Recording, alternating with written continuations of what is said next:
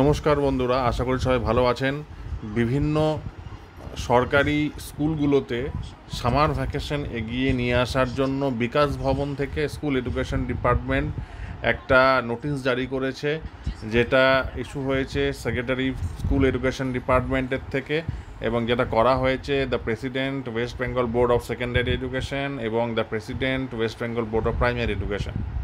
সাবজেক্টটা লেখা রয়েছে দেখুন, রিগার্ডিং সামার ভ্যাকেশন।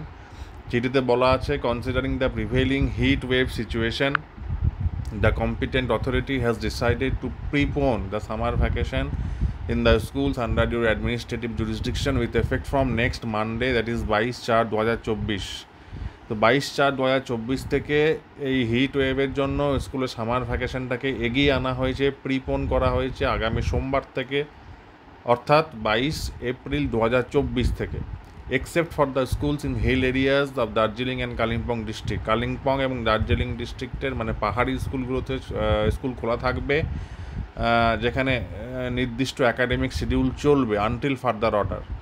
তো the teaching and non teaching staff will also remain on leave as a special case during the period or till the school reopens, subject to the directions issued by concerned election authorities in view of ensuing Parliament General Election 2024। তো স্কুলের non teaching এবং teaching স্টাফরাও লিভে থাকবেন, কিন্তু election অথরিটির বা election কমিশনের নির্দেশানুসারে তাকে school খুলতে হতে পারে, যেহেতু যে সমস্ত স্কুলগুলোতে বুথ হয় বা এরকম কিছু ব্যাপার থাকবে, পার্লামেন্ট জেনারেল ইলেকশন আছে বলে। Teaching non-teaching staff of schools shall make suitable arrangements for conducting extra classes after reopening of schools to make up the loss due to proponent of summer vacation as stated above in the interest of the students। এখানে বলা আছে যে teaching non teaching স্টাফদের নির্দিষ্ট arrangement করার জন্য school রিওপেনের পরে extra class conduct করার জন্য, এই সামার ভ্যাকেশন এগিয়ে আসার জন্য যে লস হচ্ছে সেটাকে মেকওভার করার জন্য। তো এই চিঠিটা করা হয়েছে দেখুন, সেক্রেটারি ইন স্কুল এডুকেশন ডিপার্টমেন্টের সিগনেচার রয়েছে।